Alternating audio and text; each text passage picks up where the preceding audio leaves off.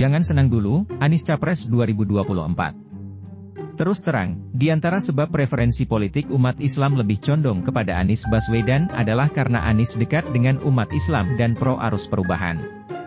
Namun, Anies memang cenderung tidak terlalu mempedulikan soal isu umat Islam atau keumatan. Anies dalam isu ajaran Islam itu memang mengambil sikap diam atau netral, atau menghindari untuk memberikan statement itu, ujar Hosinuddin di kanal YouTube miliknya dikutip Rabu, 25 Januari 2023. Sebagai contoh betapa Anies tidak terlalu menaruh perhatian khusus pada isu keislaman atau umat Islam, Hosinuddin memberikan contoh bagaimana Anies tak menaruh posisi membela Habib Rizik dan Habib Bahar yang sempat tersandung masalah hukum. Disadari atau tidak, Anies Baswedan bakal kena tulah dan dijauhkan umat Islam pada Pilpres 2024 mendatang, lantaran ex-gubernur DKI Jakarta itu maju Pilpres lewat Nasdem yang dianggap sebagai partai pro-penista agama lantaran pernah mendukung Ahok.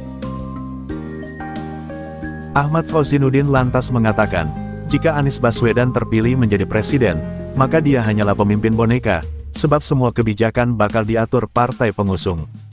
Posisi Anies Baswedan itu, kata dia, tak ada bedanya dengan posisi Jokowi sekarang ini. Jangan-jangan Anies hanya jadi kuda tunggangan boneka kedua seperti Jokowi. Bedanya Jokowi itu boneka apa adanya, Anies boneka intelektual, tuntasnya.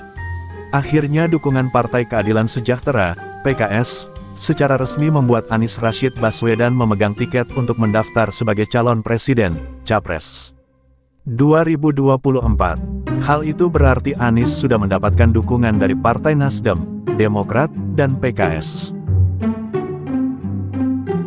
Itulah kronologi yang kentara dalam lintasan fakta media.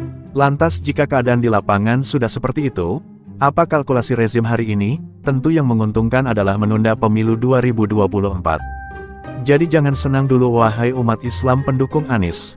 Lagi pula sesoleh apapun presidennya jika sistemnya sama, harapan umat Islam bangkit hanyalah harapan kosong, hanya fata morgana.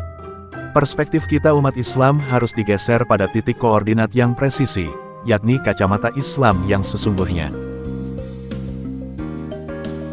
Kejayaan Islam 14 abad yang lalu tak pernah sekalipun menerapkan sistem demokrasi dan kapitalisme seperti hari ini, sistem pengaturan buatan manusia yang ingkar kepada Sang Pencipta.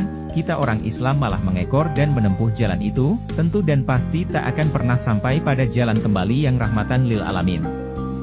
Karena itu, energi umat Islam jangan terkuras dalam perhelatan kaum kafir dalam pemilu. Sebagai pesta demokrasi, kita punya sistem pemerintahan Islam, yakni Khilafah Islamiyah untuk mengembalikan kehidupan Islam sehingga keberkahan langit dan bumi meliputi kita. Insya Allah.